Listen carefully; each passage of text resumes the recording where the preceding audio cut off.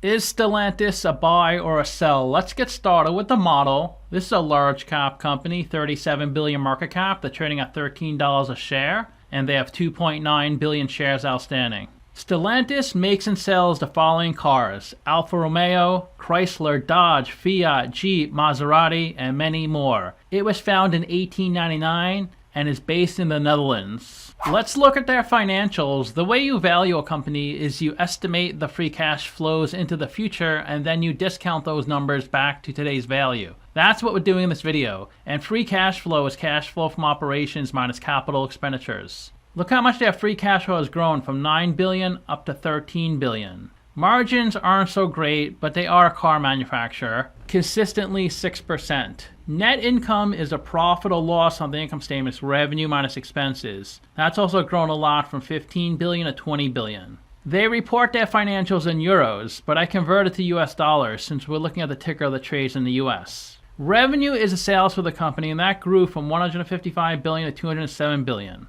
And look at that dividend, 13%. The reason the yield is so high is because the stock price keeps coming down. And the reason more people are not buying the stock is because they think it will continue to go down. But they can easily cover that dividend almost 3 times with their free cash flow. We estimated 4 years of future free cash flows. We also estimated a terminal value, which is all cash flows past year 4, that's 79 billion. We discounted those numbers back to today using weighted average cost of capital. We got a value of the company of $76 billion. We divide that by 2.9 billion shares. And we get a calculated stock price of $27. They're trading at $13, so they're trading at a 52% discount. It's a strong buy according to the model. Do you think it's a buy or a sell? Let me know in the comments. There are 36 companies in the same industry as Stellantis, and if they have a number in red, they're worse than the median. If they have a number in blue, they're better. They spend a lot on CapEx, over 10 billion. The reason these companies spend so much on CapEx is because they make cars, and most of the expenses are CapEx spend. The cost of the warehouse, the cost of the equipment. They're debt-free. They pay a massive dividend of 13%, by far the highest on this list. They generate a lot of free cash flow, the highest on this list. This should be highlighted. They rank 6th in market cap at 37 billion, close to Ford. A really good price to book. The best PE, price to free cash flow, and price of sales. The stock seems really undervalued. They generate a lot of revenue, 2nd highest on this list, 2nd to Toyota. And they're trading at their 52-week low. How much lower can the stock get? If you put $10,000 into this company 10 years ago, you'd have $18,600 today, an 86% return. Just a few months ago, you would have had $38,000. The stock has come down a lot this year. To summarize, I have them trading at a 52% discount, ranking 7 out of 10. It seems really undervalued. It looks like a great short-term play. Long-term, I'm not 100%. I think it's good long-term, but car companies tend to not perform that well. Ratio is 10 out of 10. Their ratios look amazing. And financials 9 out of 10. Really solid growth year after year. Let's take a look at their third quarter presentation slides.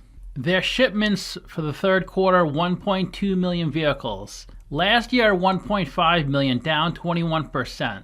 Net revenue, 33 billion for the quarter. All the numbers are in euros, compared to 45 billion last year, down 27%. All their numbers have been coming down. That's why the yield is so high. This chart shows us why their revenue declined when you compare third quarter 24 to third quarter 23. The decline was 12 million of revenue. 10 million of that was due to lower volume, lower sales. 1.3 million was due to lower prices. I guess they were charging a little less for some of the cars. But the bulk of the decline was just selling less cars. Shipment volume in North America was 500,000 last year. Now it's 300,000, a massive drop. Net revenue was 21 billion, now it's 12 billion. In Europe, shipments 600 million, that was last year. This year, 500 million. Revenue declined from 14 billion to 12.5 billion. And in Middle East and Africa, shipments went from 139,000 to 104,000. And revenue 3 billion to 1.9 billion. South America actually went up, 227,000 to 259,000. Revenue went down, so they're charging less per car, I guess. 4.3 billion to 4.2 billion. China, India, and Asia Pacific, 37,000 shipments down to 14,000. very few shipments, and revenue 700 million to 400 million. The Maserati segment went down a lot, 5,300 to 2,100, and revenue 500 million to 200 million. And their US market share is going down quite a bit. In the third quarter of 2023, a 9.4% share. In the second quarter of 24, 8.2%. In the third quarter of 24, 8%. Here's their guidance. Free cash flow -5 to -10 billion. So they're expecting to lose a lot of cash for this current fiscal year. And their operating income margin 5.5 to 7%. Here's their market share by location. They have the strongest market share in South America. It was 23.8%, now it's up to 24%. In Europe, it's 15%, it was 17%. And we looked at the US earlier. APAC, it went from 0.5% to 0.4%.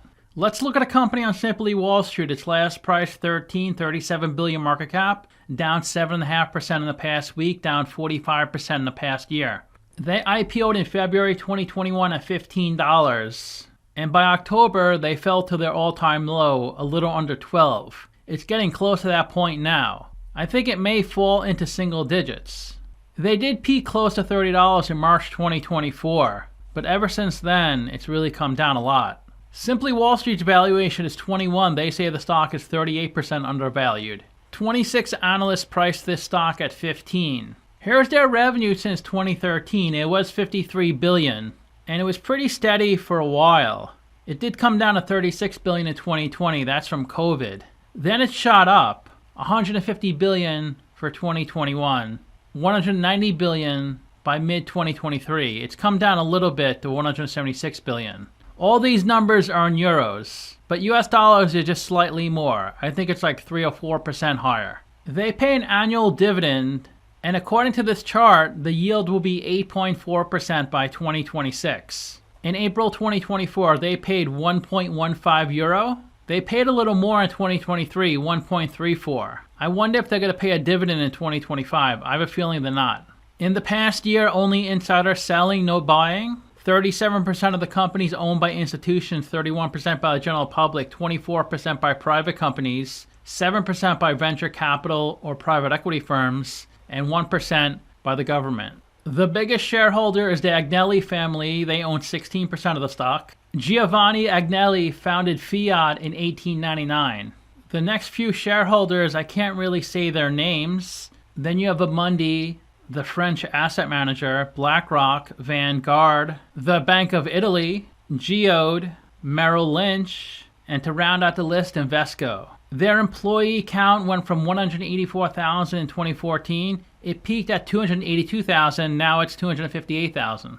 And the ticker trades on the Euronext Paris, Borsa Italiana, London Stock Exchange, Wiener Börse, Mexican Bolsa, BATS Europe, the New York Stock Exchange, Deutsche Börse, Zitra, Bulgaria, and the Buenos Aires Stock Exchange. If you want a copy of my discounted cash flow model, watch the video in the top right corner.